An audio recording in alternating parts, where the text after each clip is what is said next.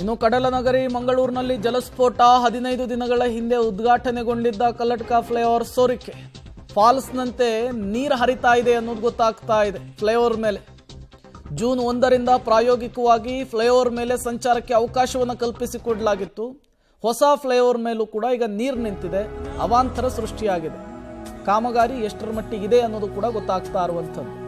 ಇದು ಕಲ್ಲಡ್ಕ ಫ್ಲೈಓವರ್ ಹೊಸ ಫ್ಲೈಓವರ್ ಇದು ಈಗ ದೊಡ್ಡ ಮಟ್ಟದ ಟೀಕೆ ವ್ಯಕ್ತವಾಗ್ತಾ ಇದೆ ರಾಷ್ಟ್ರೀಯ ಮಟ್ಟದಲ್ಲೂ ಕೂಡ ಸುದ್ದಿ ಆಗ್ತಾ ಇದೆ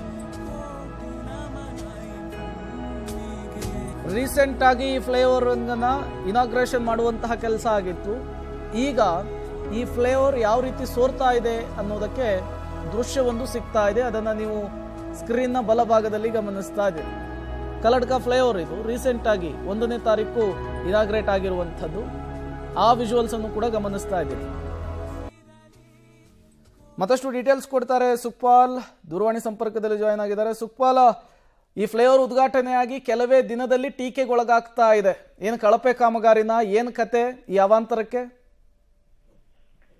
ಈ ಫ್ಲೈಓವರ್ ಸುಮಾರು ವರ್ಷಗಳಿಂದ ಕಾಮಗಾರಿ ನಡೀತಾ ಇತ್ತು ಪ್ರೇಮ್ ಈಗ ಅದರ ಒಂದು ಭಾಗವನ್ನ ಅಂದ್ರೆ ಚತುಷ್ಪಥ ರಸ್ತೆ ಇದು ಮಂಗಳೂರು ಬೆಂಗಳೂರು ರಾಷ್ಟ್ರೀಯ ಹೆದ್ದಾರಿ ಚತುಷ್ಪಥ ರಸ್ತೆ ಇದು ಬಹಳಷ್ಟು ದೊಡ್ಡ ಮಟ್ಟದ ಕರಾವಳಿಯಲ್ಲೇ ದೊಡ್ಡ ಮಟ್ಟದ ಫ್ಲೈಓವರ್ ಅಂತ ಗುರುತಿಸಿಕೊಂಡಿರುವಂತದ್ದು ಈ ಕಲ್ಲಡ್ಕದ